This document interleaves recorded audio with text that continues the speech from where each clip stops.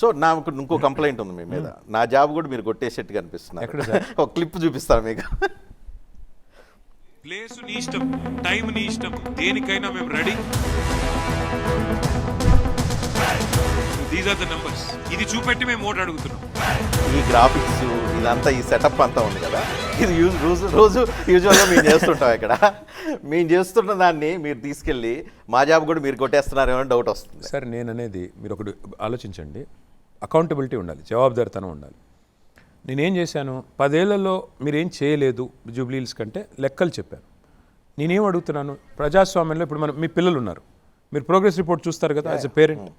ప్రజలకు కూడా మనం చెప్పాలి కదా మా ప్రోగ్రెస్ ఏంటి, మేము చేసింది ఏంటి, నాకు ఎన్ని మార్కులు పడ్డాయి, మీరు ఎన్ని వేస్తారు, పాస్ చేస్తారా ఫెయిల్ చేస్తారా మీ ఇష్టం, ఇది నేను చేసిందని చెప్పుకోవాలి. నా పరీక్ష రాయాలి, పరీక్ష రాస్తున్నాను నేను చెప్తున్నాను.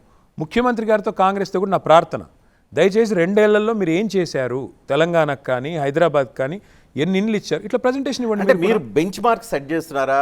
పాలిటిక్స్ కమింగ్ డేస్ పాలిటిక్స్ ఎట్లా ఉండబోతున్నాయి ఇలాగే ఉండాలి. సో ఈచ్ ఏరియా అంటే each constituency, each district, state, దీంట్లో ఏం జరిగింది, ఏం జరగబోతుంది, నేనేం చేశాను, నువ్వేం చేస్తావు, ఈ టైప్లో ప్రజెంటేషన్లకి రమ్మని చెప్పి మిగతా ప్రత్యర్థులకి, మీ రాజకీయ ప్రత్యర్థులకి సవాల్ చేస్తున్నారు. రజనీ గారు, నేను మీరు ఫాలో అయ్యారో నాకు తెలియదు కానీ నేను 10 ఏళ్ళు మంత్రిగా ఉంటే 10 ఏళ్ళు నేను every year progress report release చేశాను. ప్రతి department progress report every year, నా ప్రోగ్రెస్ ఏంటి, ఐటీ ఏంటి, ఇండస్ట్రీ ఏంటి, మున్సిపాలిటీ ఏంటి, టెక్స్టైల్స్ ఏంటి, every year I released a progress report.